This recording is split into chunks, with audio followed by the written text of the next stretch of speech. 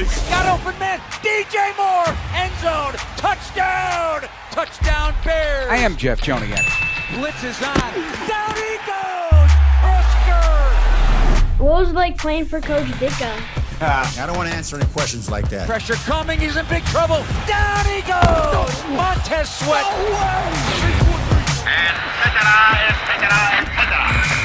Now, Bears Etc. brought to you by Chevy Drives Chicago, the official truck partner of your Chicago Bears. That's 6 wins in 7 games and a 5th straight win at home for the Bears. They are back in first place in the NFC North and the number 2 seed in the NFC playoff picture after a 31-3 win over the visiting Cleveland Browns. With Super Bowl winning Bears guard Tom Thayer, I'm Jeff Joniak. We discussed today on episode 195 of the Bears Etc. podcast, and this episode of Bears Etc. is brought to you by ChevyDriveChicago.com, the official truck of your Chicago Bears. Coming up, our weekly conversation with head coach Ben Johnson. Recapping, Tom, what is the biggest margin of victory since 36-7 over visiting Houston back in 2020 for these Bears. And Ben, talking to him twice on Monday, blown away by the crowd support, battling those conditions. He said the hair on the back of his neck was up. Perfect for a playoff run, because these people, they will come and they will cheer when something's good's happening. Yeah, nothing's too cold for the Bears fans, and I'm super proud of the fans that showed up inside that stadium. I was surprised at the people telling me about how many tailgaters there were out there leading up to the game. So they know how to get their spirits going, and on a noon start, regardless of what the temperatures were, they were loud from the very beginning. And, you know, I think of when you think of Caleb and the Cadens, you think of some of the offsides by Cleveland, both on offense and defense. A lot of that has to do because of the crowd support. I read this quote from Andrew Billings yesterday, Tom. It's not just that we're all on the same page. It's that we're all constantly fighting to be on the same page. What's the delineation there? Do you understand what he's trying to say about what this team is right now? I think it's, you know, they all have equal support inside the locker room. I think there's a lot of important leaders on this football team that have gained leadership since this season has gone on. And you have these guys that can be major influences inside the locker room that continue that work ethic, the concentration in the weight room and the meeting rooms, and then how they carry themselves out to the practice field.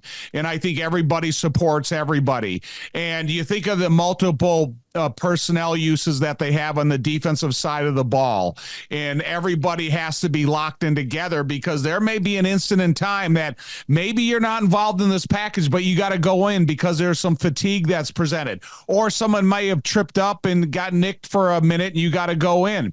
Or else on the offensive side of the ball, Jeff, there's 10 guys that had contact with Myles Garrett. That's not common. Wow. And so when you have that many guys that are having contact with number 95, you got to be locked in, because you could be a guy that could be, you know, Cole Kmet twists his ankle, you getting inserted in the lineup, but I want to call the same play that you have to take an assignment that you're featured in this block. So, you know, there's a lot of different ways that a team goes about conducting business, and they become better and closer as time winds on. So 10. Wow. Yeah. 12 different defensive players did something that caused either a tackle for a loss, an interception, whatever, the sack. What does that speak to? You know, well-organized and prepared football players, because when you're talking about that many defensive players having some type of effect in the game plan, you're talking about well-run line stunts on the line of scrimmage. You're talking about different personnel packages depending upon the down and distance in the field position. You're talking about a second-level support, like on the D-Jack interception. You got DeMarco Jackson, you got T.J. Edwards, and you got Jaquan Brisker on the second level. So Jaquan Brisker, we know him as a safety, but here he is playing on the second level. And as they follow the motion of the tight end off of a 3-receiver set to the left-hand side, then they're able to adjust. DeMarco Jackson doesn't get fooled out of position. He goes to his drop area. The receiver that is going to get the ball, he's 9 yards behind DeMarco Jackson. So he knows his whereabouts. He knows to elevate himself, tips the ball gently to himself, and makes the interception. So you take all that stuff into account, whether it's on offense or defense. It is just credit to the position coaches to have their guys mentally and physically ready. Bears fans, gear up at the pro shops at Soldier Field, your home for officially licensed jerseys, headwear, hoodies, and more. Open daily near the Veterans Memorial Water Wall. The pro shops at Soldier Field, a Fanatics experience. One of the most complete games, in your opinion, by Caleb Williams in his career, Tom? Yeah, and Ben talked a little bit about his early control of the snap count, because you brought up the get-off time of a guy like Myles Garrett. Now, if you can put that insecurity in his head quickly in the game about the non-rhythmic snap count, then all of a sudden now that great get-off is a tenth of a second slower. Then it gives the offensive line, the pulling offensive lineman, the tight end, the back, whomever has the responsibility, it gives them a better opportunity to succeed. He's still a great player. He's still a first ballot Hall of Famer. But when you look at what Caleb was able to do at the line of scrimmage, then you look at what Caleb was able to do with his early game accuracy. Then you look at what he was able to do with some of those passes that were thread into positions that were catchable by only the offensive player. And, the DJ Moore, his touchdown catches are awesome, but like the toe tapping first down catch along the sideline of the Cleveland Browns, that's equally as impressive, because now you got a quarterback that's throwing to a landmark. You got to get their feet down, and all of a sudden it's another big first down. So Caleb was super impressive in the conditions he played in. Yeah. He put his hands in a pocket. He didn't have gloves on. And that's an amazing commitment by him to us. Yeah, I don't know that he's been asked about why he doesn't wear gloves or why he should, but that'll be a question. Man, don't put it in his head until he makes that decision, because it was never in Jim McMahon's head until he made that decision. And even yesterday, I watched Phillip Rivers coming out of the tunnel after all these years, Jeff. He's got one glove on his left hand, and he's got a bare right hand. So every quarterback to each his own. Let them figure it out. Hey, Bears fans, Steinhoffels is a proud partner of the Chicago Bears. This Bears season, Steinhoffels is partnering with Special Spaces Illinois to create dream bedrooms for children battling cancer. For every false start caused by the Bears defense during a home game, Steinhoffels will donate $1,000 to Special Spaces Illinois. Shop in store and online at steinhoffels.com. Let's take time now to listen to our weekly interview with head coach Ben Johnson. All right, thanks, Ben. Good to talk to you once again. Leads me to my opening question, because I'm always gracious for your time. In this first year as a head coach, how have you handled time and everything that comes across your plate as a head coach? Are you in a rhythm? Did it take you a while to get into routine, or you just are an organized individual that hit the ground running? I don't know if organized is the right word to use, but I've surrounded myself with some really good individuals, from Justin Rudd, who's my right-hand man. He does a fantastic job just keeping things in the right spot and keeping the train rolling, if you will.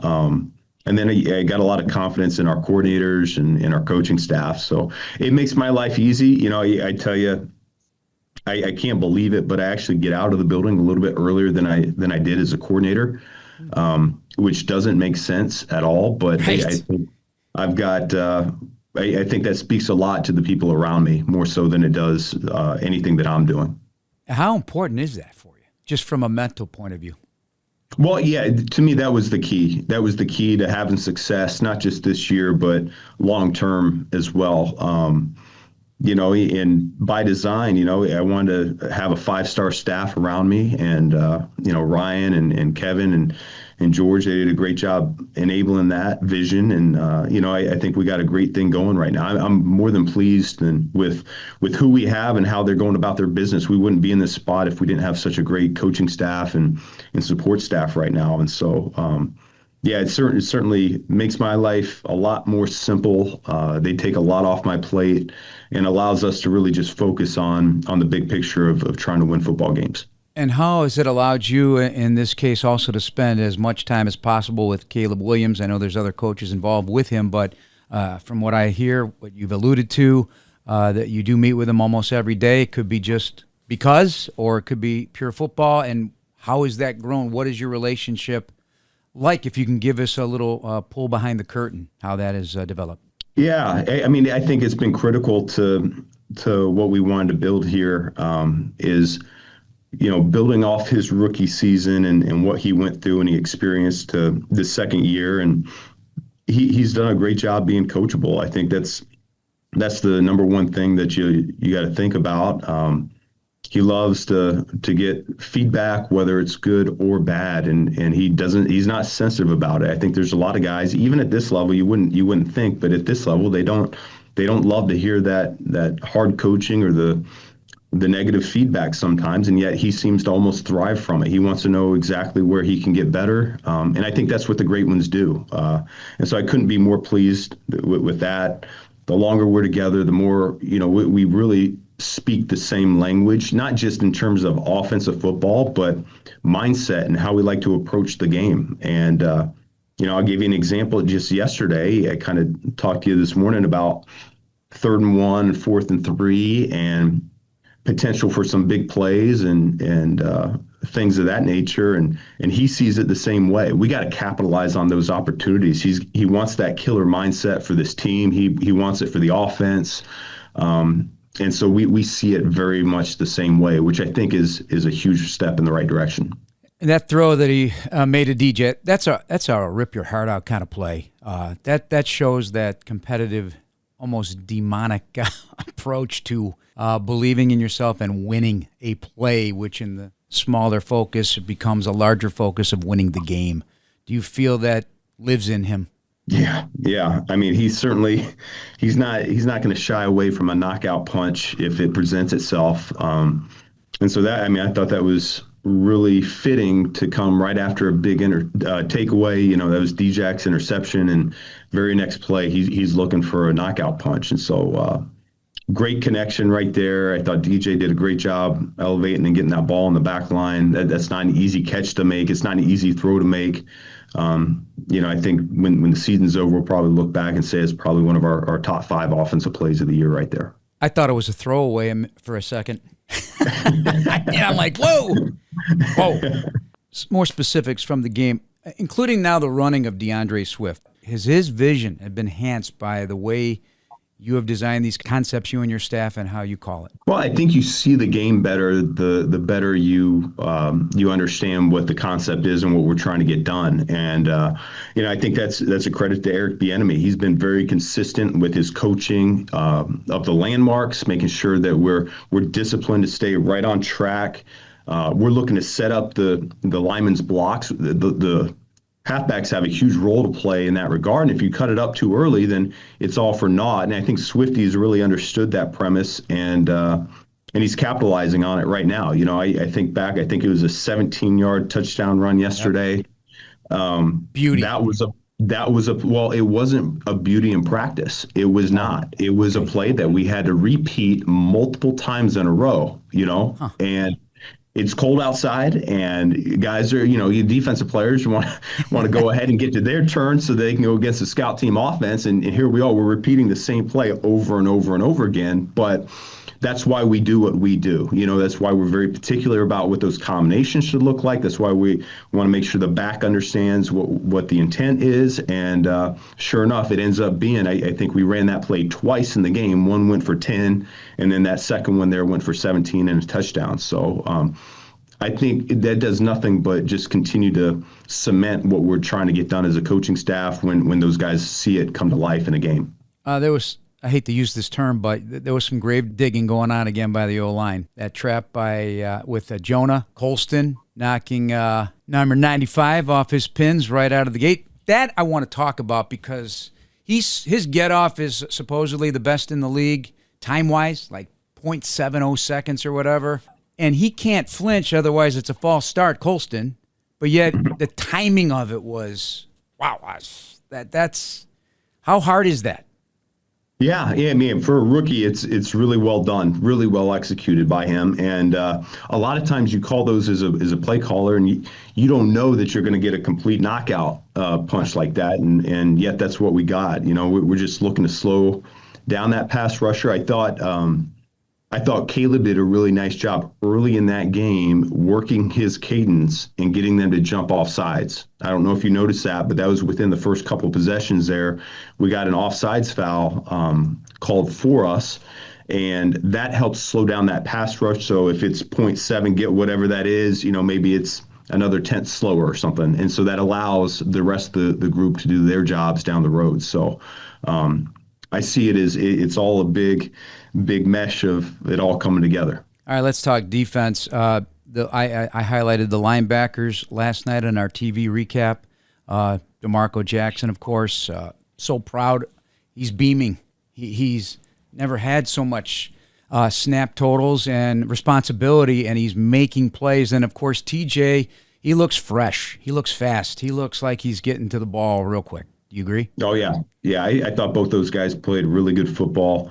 You could feel TJ back on the field. Yeah, I agree with you. He was see ball, get ball, and quick to trigger. I thought the whole unit did a great job tackling. That rookie tight end that Cleveland has, he's a really good run after catch player, underrated if you could say that at this point. I mean, I know he's young, but he's done a great job all year breaking tackles and continue on. And both those linebackers, I saw multiple short throws where they went ahead and ganged up on them. And so really well done by both those guys. All right. Overall, the defense made some plays, but the Jalen one still is kind of remarkable. Yeah, it's what you talk about, a phenomenal ball play. It felt like when you're watching it from the sideline, you're like, oh no, it's a touchdown, and then he's got the ball skills to yank that thing away from him and turn it into an interception. So really well done by him. It's just good to see him starting to get that confidence back. You go from not playing football a whole lot to getting thrown into the fire towards the end of the season. And it doesn't necessarily, it's not like a light switch that comes on. It takes a little bit of time. And each week you see Jalen keep getting better and better and better. And so hopefully that interception helps his confidence and takes his game to another level. Are you able to, maybe this is a dumb question, are you able to watch all this, or are you already in your play sheet? Because sudden change obviously puts some pressure on you as a play caller. Yeah, well, we put a lot of work in before the game, so it's not like I spend the game looking down at that call sheet a whole lot. I got a good feel for what I want to get to, so I enjoy watching our defense play too. It's inspiring football. CJ Gardner-Johnson every week does something. He'll look to the sideline and we make eye contact, and it gets me fired up a little bit. So hopefully he's kind of brought that spark to our entire defense. But I think especially a game like that where they're absolutely clicking. There's multiple 3-and-outs. They're making life very difficult for the opposing quarterback. Yeah, I wouldn't miss that. I got a front and center seat to watch that show, and I'm not going to miss that. All right, no one wants to miss Saturday night. This is maybe another dumb question, but is this an easier game to prep for given that it's just fresh 13 days ago? Well, you would think that, and yet my mind, I'm a complete blank right now for what these guys do. So I don't have that type of memory myself. Hopefully some of our guys do. They can think back to what this unit does. I need a quick crash course here to get back up to snuff on everything that they do. But I think we'd be foolish to think that we can just pull out the same game plan and hope that works. These guys are too good, and they'll be on it if we give them the same appearance and run the same plays. So I think we had some good plays in that game. We'll look to magnify those, and yet we still need to, and we have to play better than what we did that first game against this crew. Thank you, Ben. Yep, thank you. I love that he's willing to tell us some stories behind the scenes, Tom. It's awesome. I love hearing these stories. What's going on about this thing that's building, this house that they're building. Yeah, but the construction of his time, and that you asking him that question, talking about his support staff, talking about how he gets out of the building a little bit earlier as a head coach than he did as a coordinator. And so for a young guy that has a young family, I'm glad that he gets away from the building for a minute to clear his mind. Or you're not necessarily clearing your mind. You're always thinking about what is the next thing you have to do. But it is, I think, healthy for him. And, again, kudos to the staff for allowing him to have that opportunity. I heard him in another with the media, and he talked about it on our ESPN interview. We need to be on our mess, meaning we got to fix things. He calls it our mess. Isn't that interesting word usage there? Yeah, but, that's why I guess, we always say how things are repetitiously done in football. And however you want to term the fact that you're constantly working on things. He brought up the example of the 17-yard touchdown run by DeAndre Swift, how you have to run it repeatedly. You have to change the count. You have to vary it, in terms of how often you run it. You got to make sure that everybody's on the same page. And when we talked about that a little bit earlier about everybody being on the same page. Look, this is not a one and you're done type of development. This is a play that you may have to run 20 times in the course of a work week to make sure that you get a play that's going to turn out to be so important. You got to remember, that's the first play he called after a takeaway. Yeah. And so you want to have success on that play, because the worst thing you want to do is give the opponent a little bit of confidence. Okay, we turn the ball over, but we're not going to give you anything. Oh, we turn the ball over, and then you got a touchdown. Interesting on that play from your perspective, because there's almost two plays in one. The first set of blocks, and then when he finds space to cut it up the middle of the field, there's another set of blocks. The timing of which is something that only you can explain as a fellow former offensive lineman. Did you appreciate the types of blocks that were done on the perimeter and then on the inside, the guys getting upfield? That's a great question, because I really appreciate the job. There was a couple plays that Olamide Zaccheaus, he blocked the defensive end by himself. This is not that's not what he's built for, but he has an unbelievable block that factors in the success of the play. So those perimeter blocks, and DJ Moore had one as well. But then you go and you look at the interior to the right side of the offensive line. Darnell Wright had a great block. And then you get Jonah Jackson and Drew Dahlman get deep into the second level. Right. I mean, they're making sustained blocks 6 to 8 yards downfield. And now DeAndre Swift, after getting through the line of scrimmage, now he's continuing to read blocks downfield. And so, yeah, I appreciate the blocking of the wide receivers, but I also appreciate the blocking downfield of the O-linemen. Good news, Chicago United Airlines is getting brand new planes with all the bells and whistles like Bluetooth connectivity, screens at every seat, and room for everyone's roller bag. United, proud to fly the Chicago Bears, and you too. All right, let's talk some defense, because Austin Booker had probably not talked about enough in that game. Wound up with 6 pressures in his pass rushes and 2 sacks. What did you think about Austin looking back at his tape? I like the fact that he's a hustle player, because Austin Booker, over a period of time, he is going to become a more dominant defensive pass rushing defensive end. However, when you don't necessarily win on your first attempt, and then you got to keep on your feet and you got to keep hustling, and then you come up and you still make a play, I really admire that in a person. And when you're watching him on tape as an opponent, that's a point of concern, going, look, man, if you don't stick with this guy, if you don't stay on him, he's a good enough athlete and runs well enough where he can make a play. Just like on the sack that he made against Sanders, it was so far outside the box, but it was a hustle play.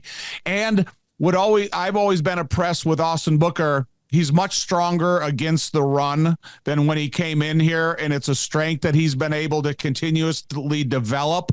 And when you look at some of the size of these offensive tackles that we've been looking at on the play sheet over the course of, however many weeks, they're big men. This is sometimes that he could be outweighed by as much as 40 pounds. Yeah. Also, the play of the linebackers, I mentioned it with Ben, has been really good. And now Tremaine Edmonds officially, that clock is underway. He's beginning that practice clock to get back, and maybe it'll be sooner rather than later.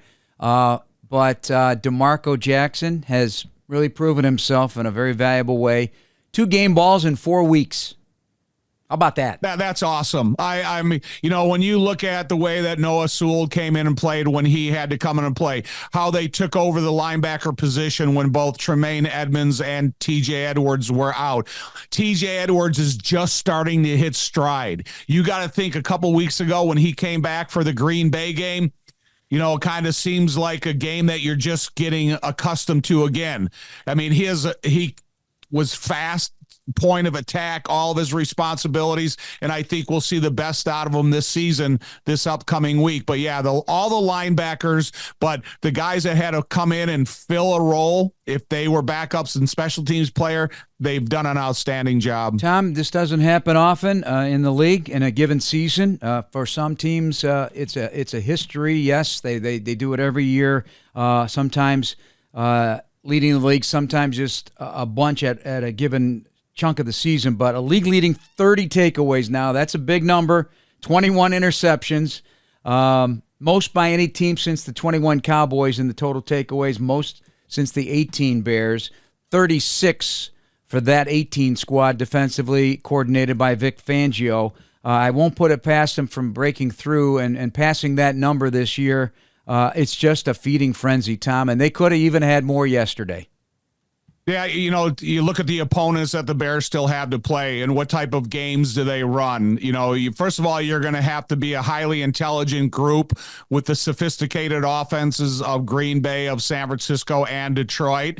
But these guys have been making plays, and they have a good variety of defensive fronts and the style and the packages they can run up there, and they're being complemented by the depth that they've created both in the defensive backfield and at the linebacker position. So as this season winds on and the season takes a toll on some of these players, if you can get a rest of a series or a couple plays and that keeps you fresher for the long haul, that's what I expect out of this defense.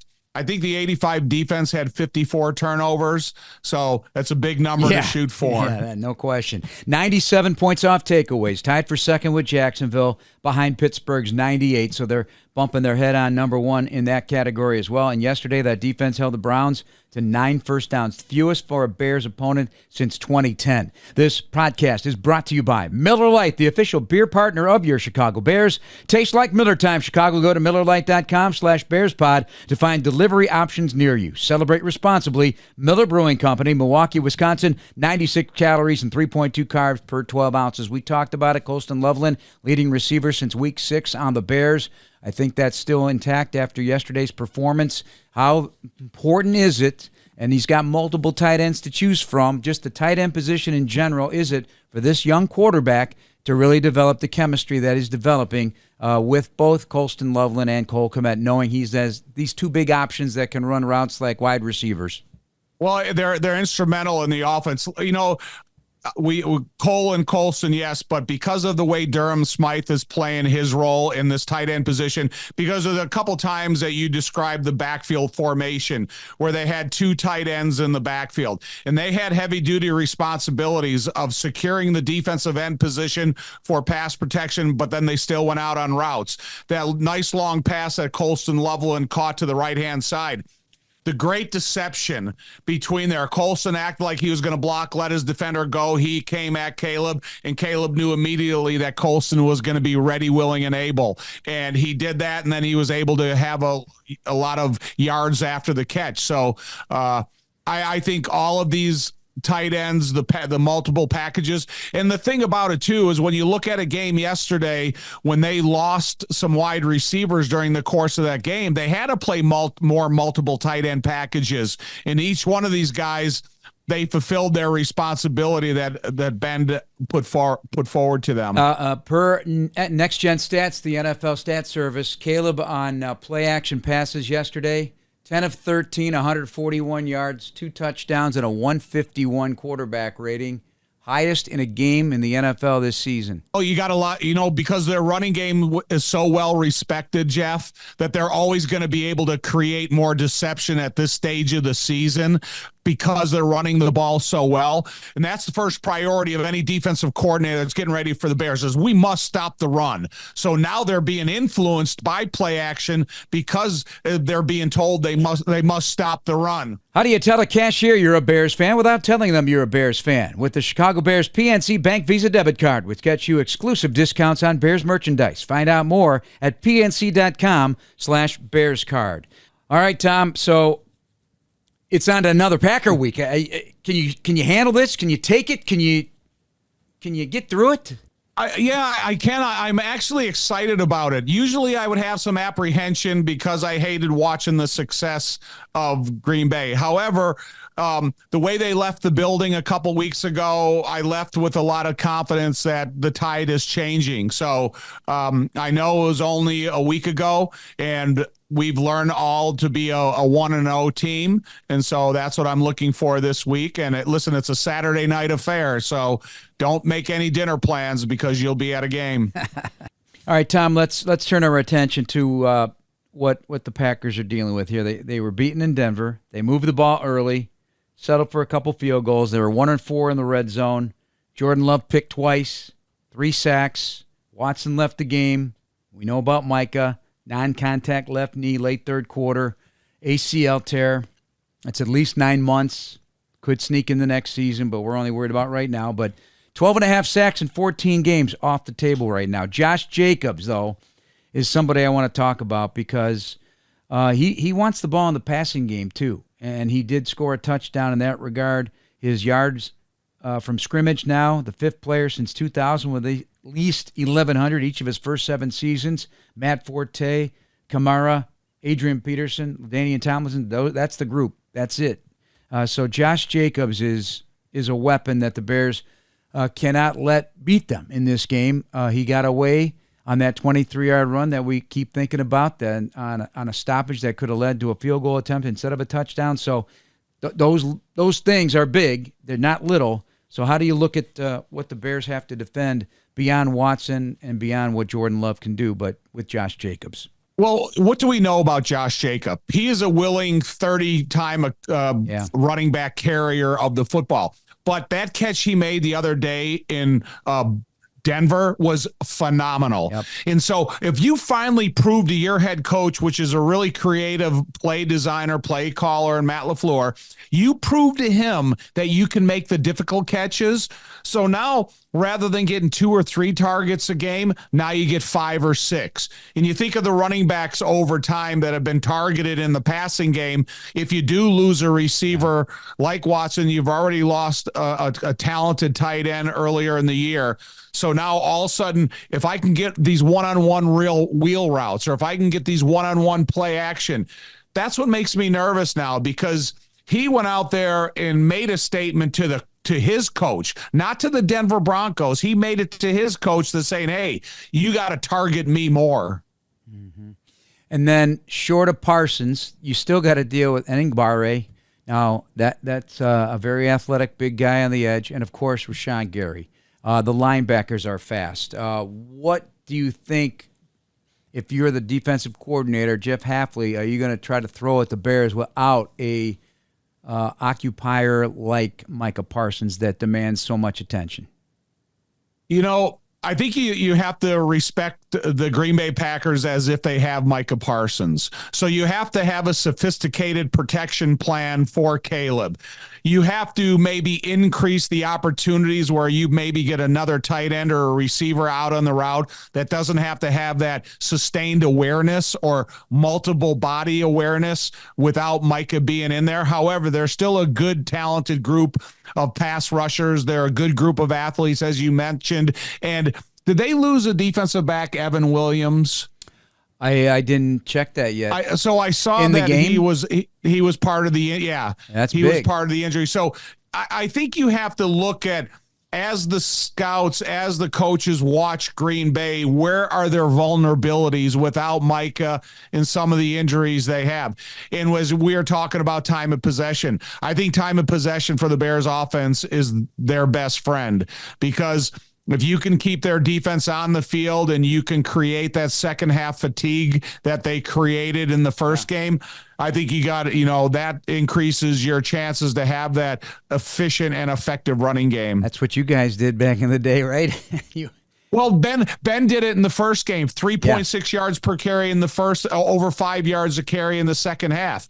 So that's what I really encouraged me about Ben, that he doesn't ever give up on anything and become one-dimensional. He's willing to, keep it pedal to the metal the whole time. Score big at your local Chevy dealer. The Chevy Silverado will take you through the season in style. Chevy Drive Chicago, official truck partner of the Chicago Bears. One final note, former Bear, in the family. Brad Maynard. We always loved Brad, the punter. His son, Cole Maynard. Tom, first team AP All-American punter at Western Kentucky. Wow, that is awesome. Way to hand down a trait that is valuable and can have a long, successful career to him. And I know I think his mom and dad used to follow the team in a motorhome and come and watch a lot of the games. I hope they're able to do it to the grandson, and congratulations to Brad in passing on such a valuable trait. That's a little nugget to wrap us up. All right, Bears-Packers coming up. We'll have another podcast this week. That drops on Thursday of this week. Our special guest will be NFL Network's Stacey Dales. For Bears head coach Ben Johnson and Tom Thayer, I'm Jeff Joniak. Thanks for listening, everybody. Please subscribe now on the Chicago Bears official app, Apple, Spotify, YouTube, or wherever you get your podcasts. Bear down, everybody.